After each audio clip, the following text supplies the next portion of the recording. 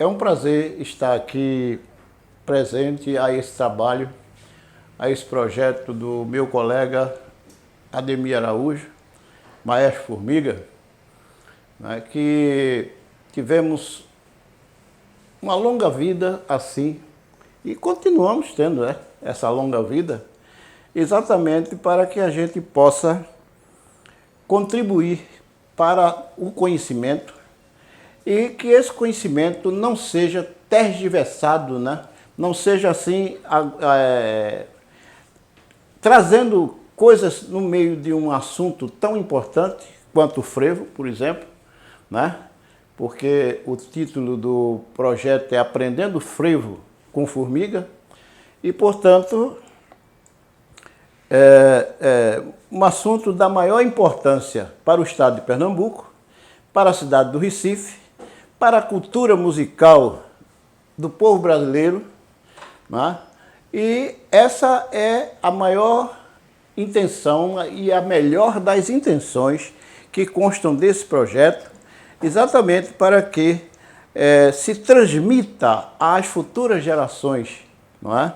Essa coisa tão sublime e tão forte quanto o frevo pernambucano. Em se tratando do frevo, toda e qualquer música, toda e qualquer forma musical, ela tem uma história. Ela tem uma história e que ela, naturalmente, com começo, meio, fim e às vezes nem fim, porque isso segue como uma espiral, vai ao infinito, né? E, portanto, a gente vai dizer que o frevo, ele tem uma origem. E tem uma origem que não foi em 1907, né? Não foi em 1907 para que viesse a Prefeitura do Recife em 2007 comemorar os 100 anos de frevo. Na verdade, o frevo ele vem de bem antes, né? Haja vista a fundação dos clubes carnavalescos, o Clube das Paz, né? Com um frevo chamado Gonçalves Maia, isso e o Clube das Paz com a fundação em 1888. O outro, Vassourinha, 1889, com uma marcha frevo conhecida também, que é o Se Essa Rua Fosse Minha. E o Lenhadores, que eram clubes carnavalescos, clubes pedestres, né, como se chama, como se dizia, que desfilava nos carnavais de rua e, naturalmente, essa fundação de 1888, 1889, 1897, no caso de Lenhadores, naturalmente faz mostrar que o frevo ele não vem de 2000, ou melhor, de 1907 para cá. 1907, é preciso que se diga, foi quando pela primeira vez publicaram a palavra frevo, né? Num jornal aqui no Recife, e publicaram a palavra frevo, porque quando começava a movimentação do carnaval, então o jornalista, para chamar a atenção, dizia que lá vem o frevo, dava como aquele grito de lá vem o frevo, e daí ficou se chamando a essa música de frevo. Mas a origem dessa música, ela vem exatamente da polca, né? Da marcha polca, vem do machixe e de várias outras formas musicais popular brasileira e que deu origem a tudo isso dentro desse fervedouro do movimento carnavalesco. Na verdade, muito antes de 1907, naturalmente, depois da libertação paulatina dos seres escravizados, que foram aqui também escravizados aqui em Pernambuco, aqui no Recife, não é? Esses começaram a ganhar um pouco, sentir talvez um pouco de foro de liberdade, quando saía às ruas e o negro, que sempre foi muito bom de ritmo, de dança, de movimento, não é? Ele saiu então na frente das bandas, as bandas que saíam desfilando no Recife. Então eles saíam fazendo suas piruetas, né? Dando seus cangapés, como diz alguns escritores, né? É exatamente os passos da capoeira. Daí o capoeira, que foi um ser assim muito importante na formação da dança e da música do frevo, né? Através do movimento do passo. Porque o passo da capoeira, quando o compositor, um bom observador, que a banda saía tocando e começava a ver aqueles negros a fazer evoluções nas frentes das bandas, fazendo seus movimentos com o corpo, né? Jogando as pernas para cima e tal, dando os passos de capoeira. Então, essa dança inspirou, fez o compositor, o olho do compositor começou a ver que a partir dali poderia nascer algo diferente, quer dizer, fundindo todas essas formas musicais de que falamos atrás, né, do machixe, da polca, da marcha polca, enfim. Então, todas essas formas musicais, elas foram se fundindo e, naturalmente, com o olho do compositor, que via naquela dança algo de mais especial, né, naturalmente começou, a partir daí, o nascimento do frevo. Então, o passo vem primeiro, naturalmente, dar essa sugestão aos compositores para que ele venha a criar essa forma de dança. Bom, aí nós temos a questão original. De onde vem o frevo? De onde vem essa dança tão frenética? Não é? Ela, a partir daí, naturalmente, vai evoluir. Ela nasce inicialmente com coisas cantadas. Por exemplo, o Gonçalves Maia era um frevo cantado. O Se Essa Rua Fosse Minha, de Vassourinha, se essa rua fosse minha, eu mandava ladrilhar com pedrinha de brilhante para a vassoura passar. Se essa rua fosse minha, eu mandava ladrilhar com pedrinhas de brilhante para a vassoura passar. Enfim, então é uma melodia, uma marcha, né, que dá movimento a essa canção e, naturalmente, para chamar a atenção daquela agremiação que estava nascendo, Vassourinha, né?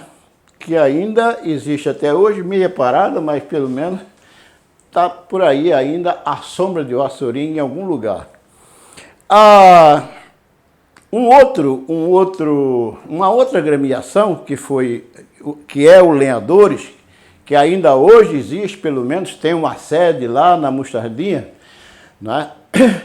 Esse aí, que vem de 1897, vejam, todos eles muito antes de 1907, viu? Então, aí vem o chamado Canhão 75, que era a marcha frevo do Lenhadores, né?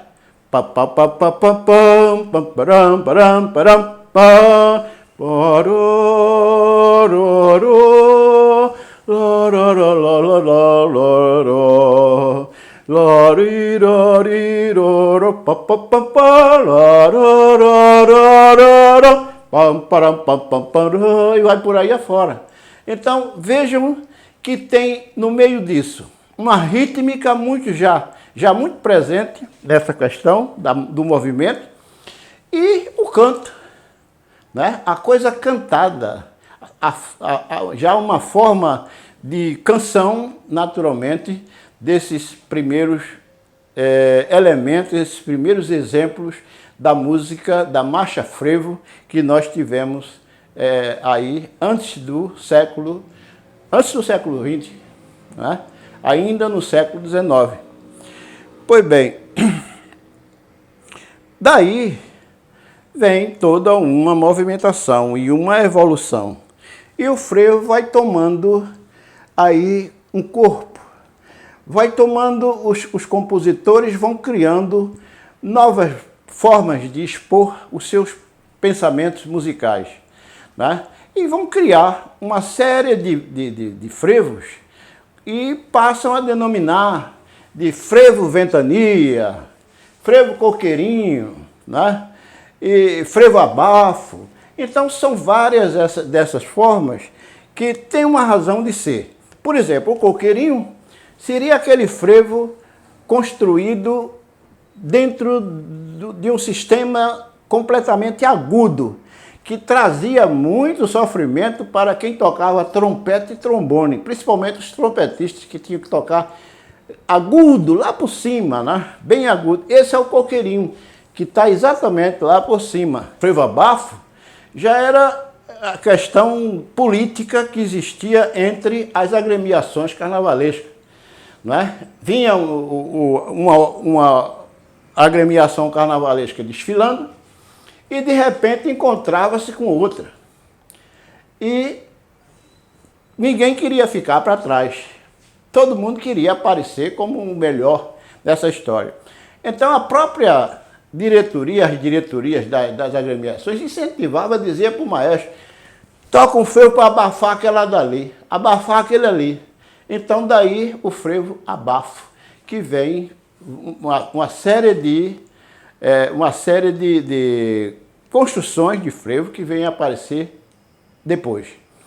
Bom, aí depois vem ainda o frevo ventania, que é um frevo composto de uma série de semicolcheias, né?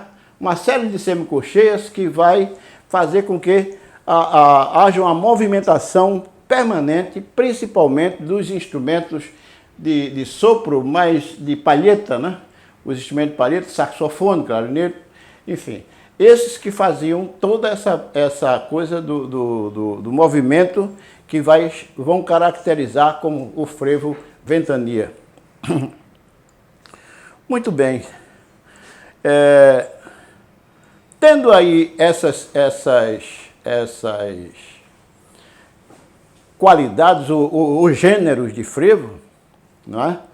Então vão aparecer os vários autores.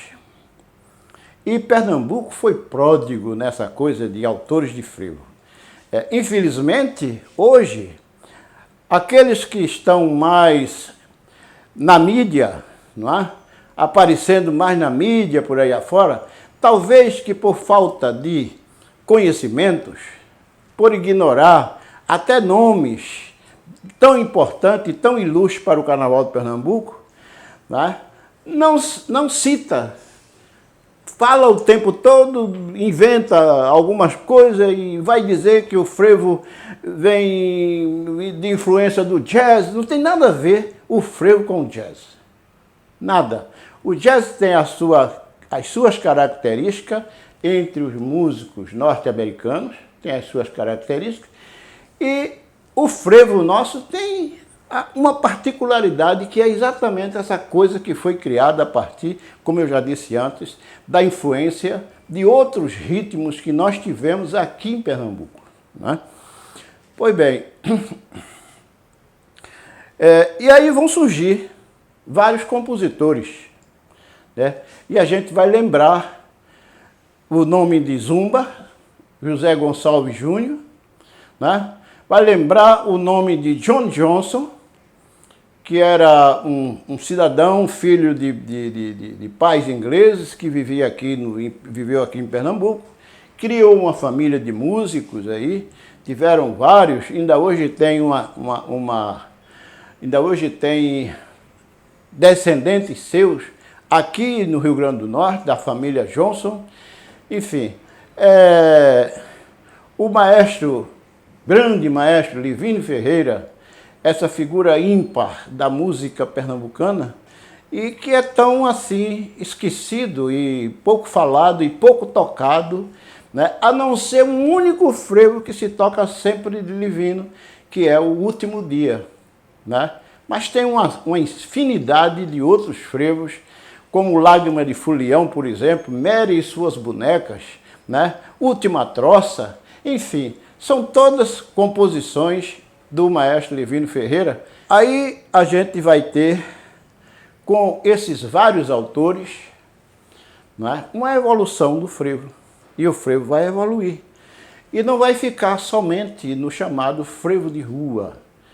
A frevolência que bota todo mundo em polvorosa no meio da rua, pulando freneticamente.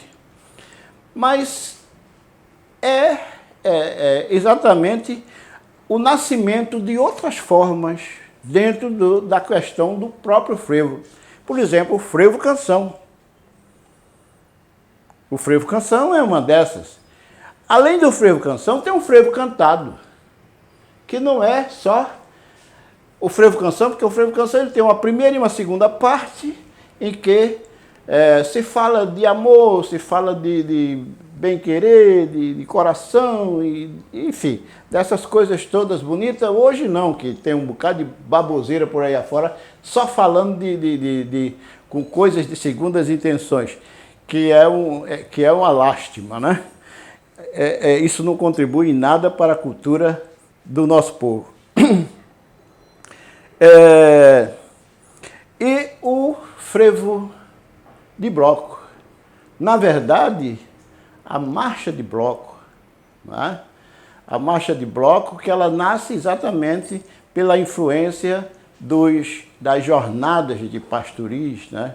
Com uma orquestra à base de poucos instrumentos de sopro, quando tem de palheta, né? Clarinete, saxofone, mas que tem uma quantidade enorme de antigos menestréis, antigos farristas do Recife, que tocavam cavaquinho, violão, bandolim, banjo, todo esse tipo de instrumentos que fazem parte da orquestra do bloco. Né? É outro gênero musical e um gênero assim poético, bastante poético, né?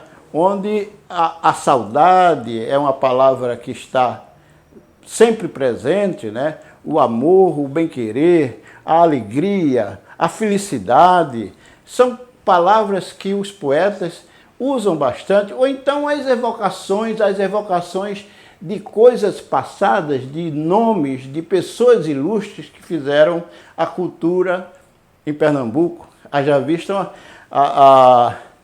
o frevo de bloco de Getúlio Cavalcante, o Bom Sebastião. Quem conheceu Sebastião? Com paletó na mão e aquele seu chapéu. Eu conheci Sebastião Lopes. Eu via Sebastião Lopes passando por ali pela ponte, para lá e para cá. Dessa forma como o Getúlio descreve na sua canção, no frevo de bloco, evocando a figura de Sebastião Lopes, né? Assim como fez o Nelson Ferreira, invocando no Evocação número 1, que ele evoca vários nomes de antigos carnavalescos e antigos clubes ou brincadeiras de rua aqui dos carnavais, né? E ele chama a atenção para a figura de Felinto, de Pedro Salgado, de Guilherme, de Fenelon, que são várias pessoas que fizeram o carnaval no Recife, né? Então ele sai chamando a atenção para esses nomes e logo em seguida ele vai dizer que eles estavam onde? no Bloco das Flores, no Andaluza, no Cartomante, no Após-Fum, e assim vários outros blocos e brincadeiras que foi conhecida no Recife numa certa época. Bom, então veja, essa evolução vem o início do frevo, que ele vai evoluindo, tem os seus gêneros no frevo de rua, não é?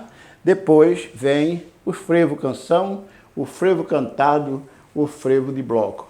Gostaria de chamar a atenção para um frevo de Macedo, que era aquele cantado por Jacques do Pandeiro.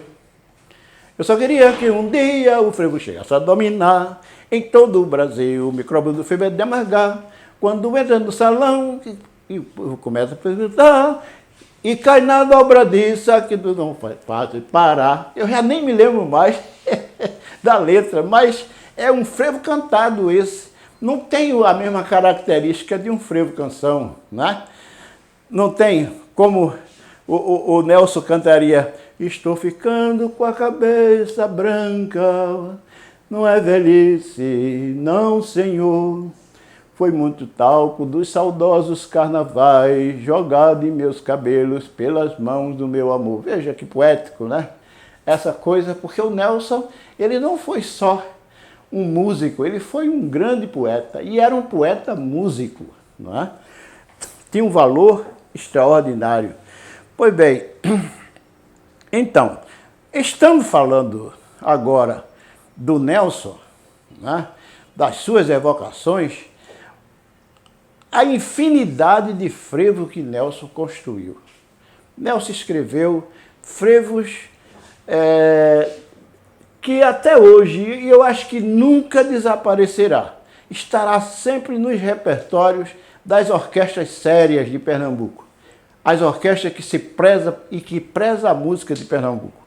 Então, essa música do maestro Nelson Ferreira, ela deve estar sempre presente. Então, a gente vai ter o gostosão, o gostosinho, o gostosura. Eram títulos de frevos, né? Porta-bandeira, ai meu Deus, são tantos, né? Do maestro Nelson. E então, tudo isso ele fazia assim, com um amor tão grande pela cidade, e cantava, né? Expressava as coisas que ele sentia e que ele via pelo Recife. Houve uma época aqui no Recife que eu morava em Santo Amaro. Eu morava ali próximo à Rua do Pombal, em Santo Amaro. E o maestro Nelson, ele morava na Rua dos Palmares, onde hoje passa a Avenida Mário Melo, né? Aí então, eu muitas vezes saía de casa de tarde e ia para lá ouvir o mestre falar. E eu gostava de puxar conversa, puxar assuntos de carnaval com o maestro Nelson Ferreira. E ele ficava ali numa boa, conversando o tempo todo, trazendo lembranças, cantando, né? Exatamente as suas músicas. Foi numa época em que tinha um prefeito aqui no Recife que, né, se eu não me engano, o Augusto Lucena, que projetaram a abertura da Avenida Mário Melo. Mário Melo foi um grande nome no jornalismo em Pernambuco e que era um dos grandes apreciadores do frevo, aliás, do frevo rodão, do maracatu, de todas essas manifestações populares. Então, Mário Melo era essa figura.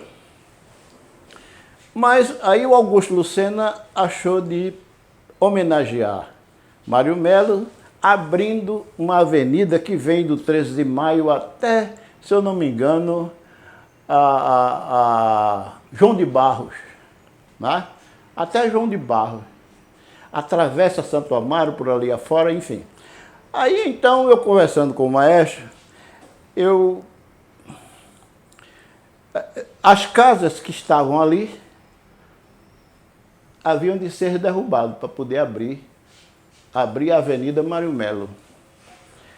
Eu disse, maestro, olha, acontece que na história a gente vê que a maior parte dos músicos, dos grandes músicos, eles, e no lugar onde os senhores que preservavam a cultura dos lugares, eles tinham sempre o cuidado de manter viva a lembrança daquelas pessoas, né?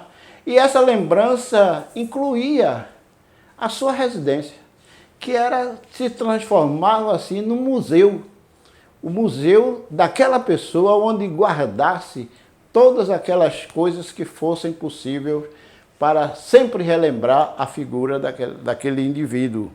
No caso do maestro Nelson Ferreira, a casa dele era na Rua dos Palmares. E lá, Augusto Lucena, o prefeito, para abrir a Mário Melo, ele saiu feito um furacão, derrubando tudo quanto foi de casa por ali afora. E no meio, lá se foi a casa do maestro Nelson Ferreira. Eu sugeri ao maestro para brigar, para não derrubar a casa dele, para manter a casa dele viva. Afinal de contas, seria um dos museus onde hoje a gente poderia apreciar toda a obra do maestro Nelson Ferreira. Mas ele, com seu espírito conciliador, ele virou-se para mim e disse, não, meu nego, era como ele me chamava, não, meu nego, olhe, veja só, a minha casa vai abaixo. Mas por quê? Por uma grande coisa. É para que Mário Melo possa passar, né? Então Mário Melo vai passar por aqui. Quer dizer, logo é uma coisa, né, de mérito e tal. Eu digo, bom, o senhor vê assim dessa forma, né? Mas se fosse eu ia brigar para não derrubar a casa, viu? Se fosse a minha casa e eu tivesse o nome que o senhor tem, eu não deixava derrubar a casa, não. Ela continuaria. Mas derrubaram e, como prêmio de consolação, o Lucena deu um apartamento para Nelson, num prédio que tem ali para o lado da Boa Vista, né? E no local onde era a casa, construíram uma pequena pracinha e lá botaram um busto do maestro Nelson Ferreira. Esse é o consolo. Muita gente passa por ali, para lá e para cá, não sabe nem do que se trata. Nem que o maestro morou naquele lugar. Enfim, são coisas da evolução dos lugares, né? Bom, então, veja só, de qualquer maneira, o Nelson Ferreira, ele prestou sua homenagem ao próprio Mário Melo.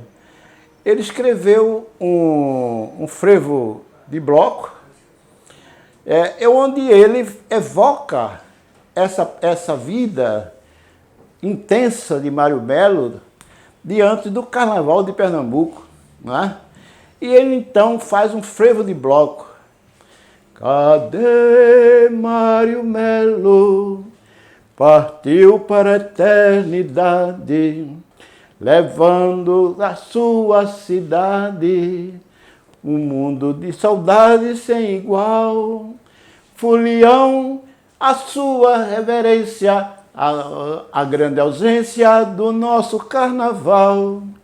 De braços para o alto, cabelo desgrenhado, frevando, fazer lá vem Mário, defendendo Vassourinha, Ponduri, Dona Santa, Caboclo, Candindé, vai Mário. E com ele já se abraçaram Felipe, Pedro Salgado, Guilherme, Fenelon. E já nem me lembro mais o resto da letra, não é? Mas é isso, é uma evocação que ele evoca a figura, né, de Mário Melo, que foi aquele que teve, como é que se diz, levou o prefeito a derrubar a sua casa para Mário Melo passar, que é a Avenida Mário Melo. Bom, então nós falamos da figura ímpar do maestro Nelson Ferreira, uma das maiores figuras, não só de pernambucano, né?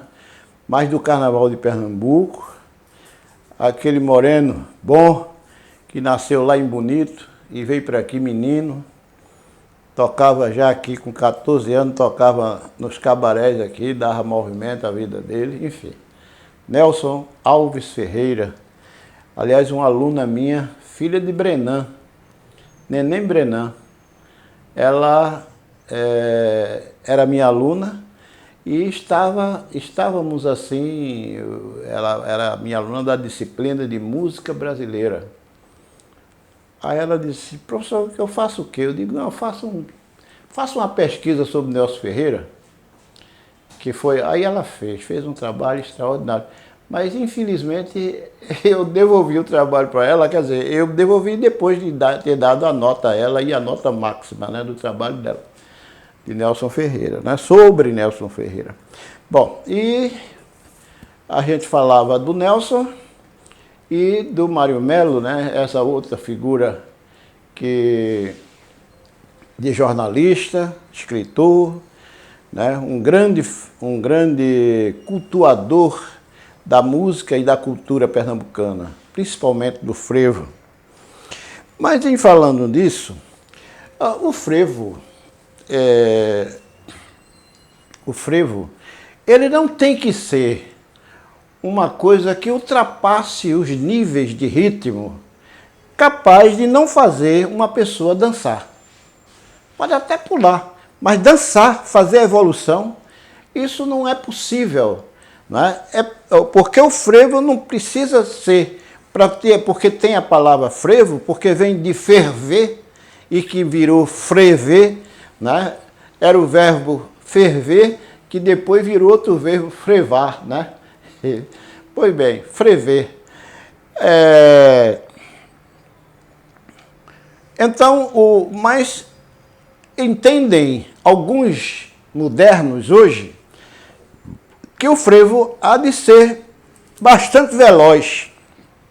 Ora, se você faz uma coisa pensando no povo que pula e que dança, você não vai pegar o frevo e puxar como se fosse sei lá, uma coisa assim, estúpida, né? Onde as pessoas ficam pulando feito autômatos, né? Não é assim que se deve fazer o frevo. O frevo tem uma cadência, né? Tem um tempo. Eu me lembro, ainda relembrando Nelson Ferreira, eu tocava no Clube Português, e lá o maestro tinha a orquestra dele no Clube Português, e quando a percussão dele começava a se empolgar e começava a querer correr, ele vinha cá e dava a medida dele. E ele puxava assim, na grande, marcando o ritmo que deveria ser percorrer a orquestra. Pois bem, mas essa coisa, quer dizer, Nelson já se foi, não ficou um exemplo para que essa mocidade hoje que está fazendo música por aí, né? Alguns muito badalados pela imprensa aí, enfim, e está fazendo um frevo maluco, que ninguém pode dançar, ninguém pode realmente mostrar a qualidade e os passos do frevo, que são diversos, né? Os passos. Pois bem, então fizeram uma gravação, fizeram não, eu vou dizer quem foi que fez. O maestro Duda fez uma gravação sobre os frevos de Livino Ferreira. Ora, os frevos de Livino Ferreira são os frevos poéticos, né? Uns frevos que ele tem um canto, tem um encanto, né? Tem uma poesia, os frevos de Livino. Haja vista o último dia.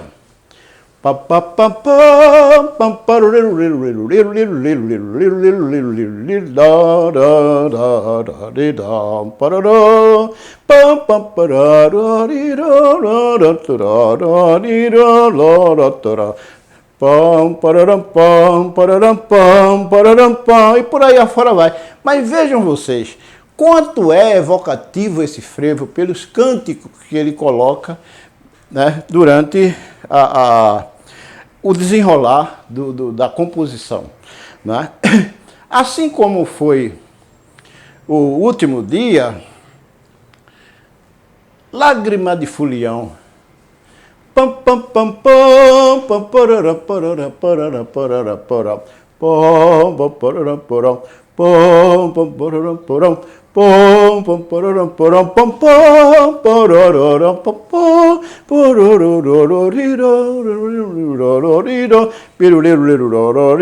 pam parara. Então, isso é um frevo cantável, né? A gente canta o frevo. Do jeito que a gente canta, a gente dança e dança com toda, né, com toda fidalguia. E não é uma coisa frenética, puxada, como fazem alguns por aí afora, com as suas orquestras de frevo. Duda gravou fez uma gravação dos frevos de Livino, né? Mas eu nunca vi uma coisa tão estúpida. O ritmo como ele puxou naquilo ali. Então, é uma coisa que não tem cabimento, né? Principalmente tocar os frevos de Livino de uma maneira tão frenética, né? Por quê? Porque você tem que sentir, o passista fazendo as evoluções ali do seu lado, né? Não tem que ficar agora puxando, feito um bando de autômatos pulando, né? Não é por aí que se deve fazer um bom frevo, né? Bom, infelizmente, existem alguns que querem que o frevo seja assim. Veja só, eu fui convidado para fazer uma conversa lá em Salvador e falar sobre as músicas do carnaval, que não somente do frevo, mas falar também do maracatu, do caboclinho, do maracatu rural, enfim. E por quê? Porque o povo lá conhece a música deles, mas não conhece as particularidades da música de Pernambuco. E eu fui convidado para fazer esse tipo de trabalho e fomos lá. E no momento em que eu estava falando com relação a essa questão desse movimento estúpido do frevo que estão fazendo ultimamente por aí, que ninguém mais pula, aliás, ninguém mais dança, só pula. Então, veio um desses novatos que está aí em voga, né? E estava lá com a orquestra dele, e ele veio reclamar depois, no fim, comigo: mas, professor, como é que o senhor diz um negócio desse, não sei o quê? Porque o frevo tem que ser para você, para mim não. Para você que ainda tem pouca experiência disso, né? Mas o frevo, você há de levar as pessoas a dançar, a curtir, e não a ficar feitos loucos pulando dentro de uma casa de alienados, né? Bom, essa pessoa que me falou isso não foi outra pessoa, que foi o chamado Maestro Forró, né? Que é um moço que está aí fazendo música, que é uma promessa para se tornar um grande músico, mas ele tem, infelizmente, essa mentalidade de que o frevo tem que ser tocado de uma forma frenética e pulando, sei lá, feito pipoca dentro de uma pipoqueira, né? E não é por aí que se deve fazer o frevo. Enfim, mas ainda se tratando dessa questão da evolução do frevo, o frevo, além do frevo de rua, né? Que você tem o frevo escrito em maior, na tonalidade maior, e tem os frevos escritos em tonalidade menor. A exemplo a maior parte dos frevos de Livino é tudo em tonalidade menor, daí ser essa coisa poética. Quando ele quis fazer um frevo maior, ele fez o... Ah, meu Deus, como é o nome daquele frevo? É...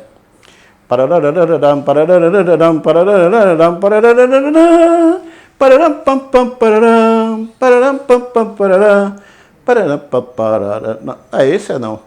É o... É um frevo que tem uma movimentação... Comendo fogo. É comendo fogo. Esse ele fez, ele escreveu em maior. Então ele quis e deu uma movimentação, né? Eu me lembro do finado Nelson Vaz, que era um trombonista que tinha na polícia, que tocava muito bem, divinamente. E Nelson não tinha movimento para ele, então ele fazia esse frevo com uma movimentação extraordinária.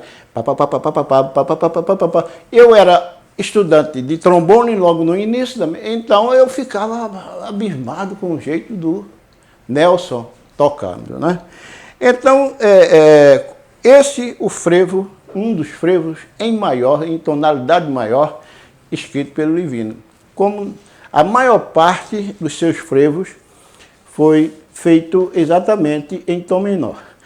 Daí, quando o nosso querido Livino rendeu sua...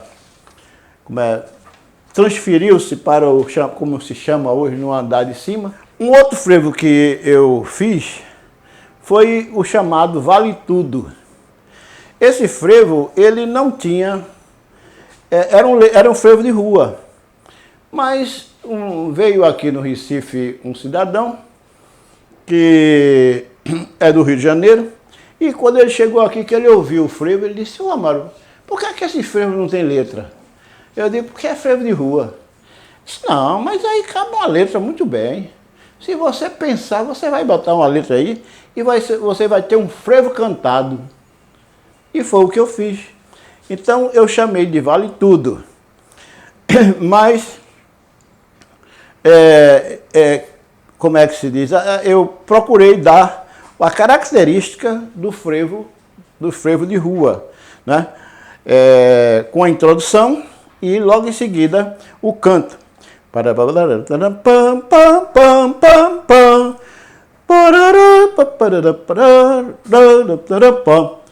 Eu vou pular, vou me esbaldar quando a orquestra o frevo rasgar, vou mostrar como sou bom. Do asfalto bem quente eu serei o herói para alegrar toda esta gente.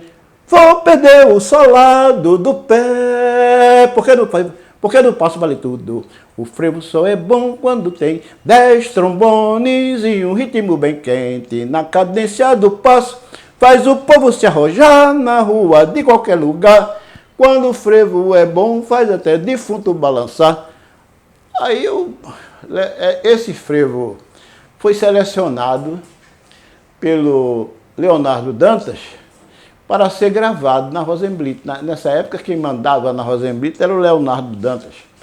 E a orquestra que tocava e fazia as coisas lá, era a orquestra do Duda.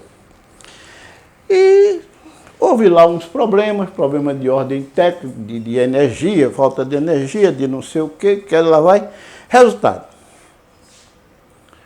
Aí o frevo terminou não sendo gravado, porque eu não tinha jabá para dar para o maestro, né? Então, e o frevo ficou sem ser gravado. Mas esse frevo, quando o Leonardo ouviu e que eu cantei a última parte dele, ele chegou e disse: "Não, o nome desse frevo não é Vale Tudo não, Zé Mário." "Por quê?" "Não, o nome desse frevo é Balança Defunto." Né? Balança Defunto. "Não, peraí, eu não vou querer." Não, vai ser Balança Defunto." Felizmente o frevo não foi gravado para não ficar com esse título de Balança Defunto, como queria o Leonardo Dantas, né?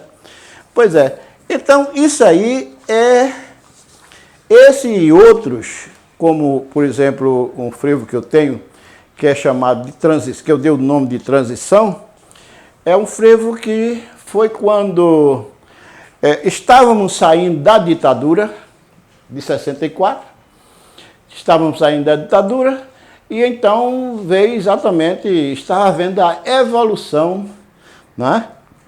A transição para a democracia. E então eu compus um frevo e que deu o título dele de Transição, né? Bom,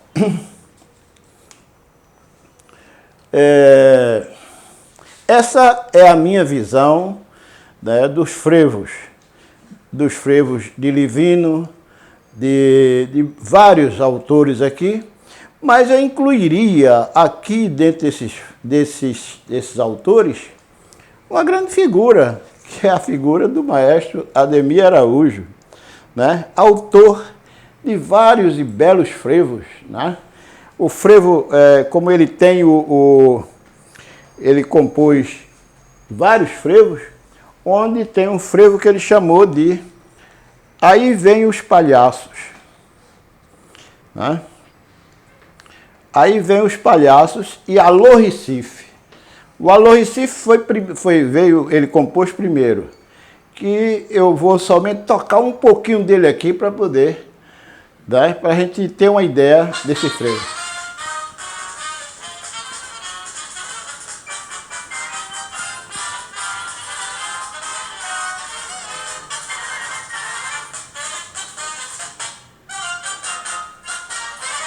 Veja, dançar um frevo desse é normal, é natural.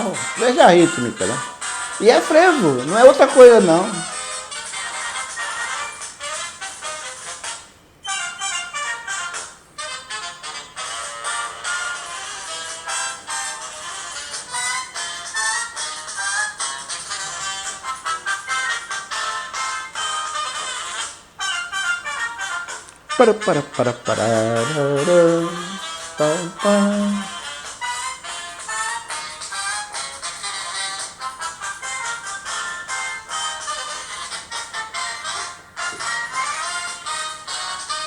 Eu tive a satisfação de tocar na gravação desse frevo, tocar meu trombone, né? Na época em que ele foi gravado. Esse, do maestro Ademir Araújo, né, que é um grande frevo. Aí vem outros frevos que ele chegou a compor, né? Por exemplo, Aí Vem os Palhaços.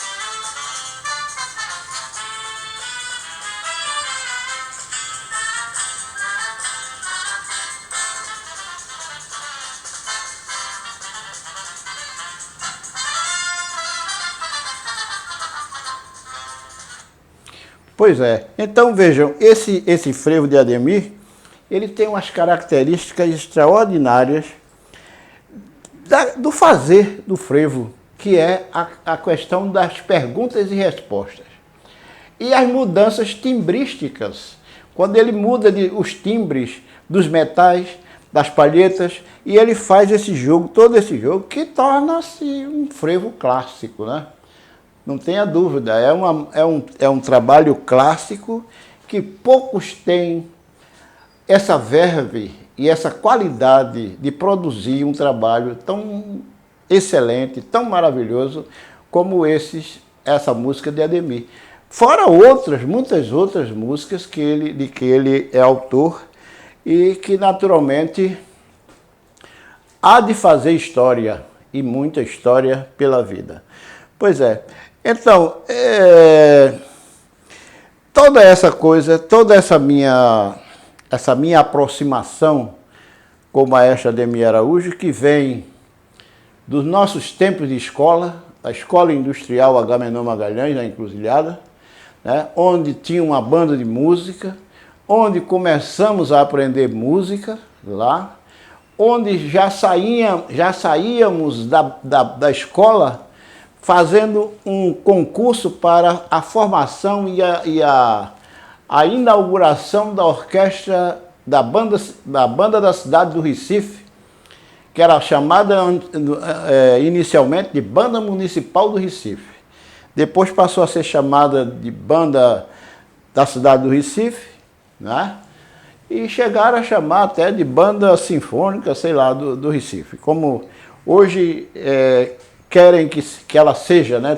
Mudou completamente a sua qualidade musical, virou uma grande orquestra, uma big band norte-americana.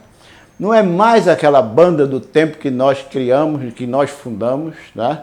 Banda que tocava dobrado, banda que marchava na rua, né? Banda que fazia concerto nos coretos. Era assim a nossa banda da cidade do Recife, que hoje virou uma big band que só toca música estrangeira, música norte-americana. Ninguém ouve uma música brasileira, quanto mais um frevo. Né? Quanto mais um frevo. Então, é preciso que essas coisas tenham um retorno, venha ter o seu retorno, construir a sua história a partir dos seus primórdios, né? E não mais daqui para frente fazer-se música que não tem nada a ver com a identidade musical do povo brasileiro. A gente tem que ter a identidade, a nossa identidade musical. E, portanto, é uma coisa que, infelizmente, nós não estamos vendo mais com a banda da cidade do Recife. Né? Ainda bem que existem ainda orquestras dirigida, por exemplo, a Orquestra Popular do Recife, que foi fundada pelo maestro Ademir Araújo, a partir de sugestões do grande mestre Ariano Suassuna, né? Quando ele criou, basicamente, quando ele foi secretário de Cultura, de Educação e Cultura da Prefeitura do Recife. Isso era, se eu não me engano, Antônio Bonitinho, que era o prefeito. Antônio Bonitinho era um apelido que Augusto Lucena dava a Antônio Farias, né?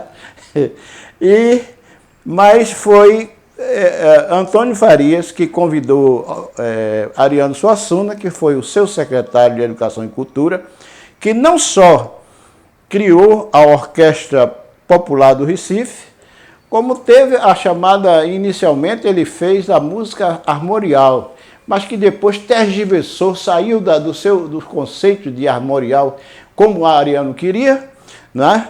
E ele terminou rompendo com isso aí e passou a orquestra a ter outro dono, e com o nome de Orquestra Armorial de Pernambuco, mas com outro dono que não tinha nada a ver mais com a filosofia da filosofia estética de Ariano Suassuna.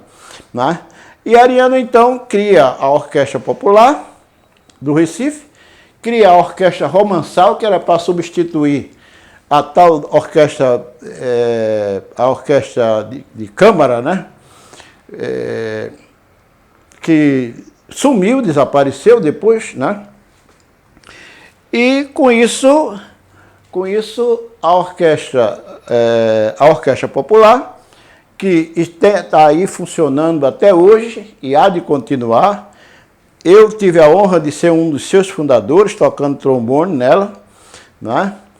E, naturalmente, espero que a Orquestra Popular do Recife ainda tenha que fazer muita coisa e ensinar muita coisa para a nossa juventude, porque a nossa juventude está carente de conhecimentos, né? Carente de conhecimentos. Tem muita gente falando muita besteira por aí afora, sem conhecimento de causa, né? Aquela história de se dizer que o indivíduo ouviu o galo cantar e não sabe onde, e isso tem muitos dessa qualidade por aí afora. De forma que é preciso que traga isso para um centro, o centro cultural daquilo que o povo pernambucano sabe e cultiva muito bem, né? Dessa forma, eu espero ter contribuído com o trabalho do meu querido amigo Ademir Araújo, dentro dessa concepção do seu projeto, Aprendendo Frevo com Formiga, né?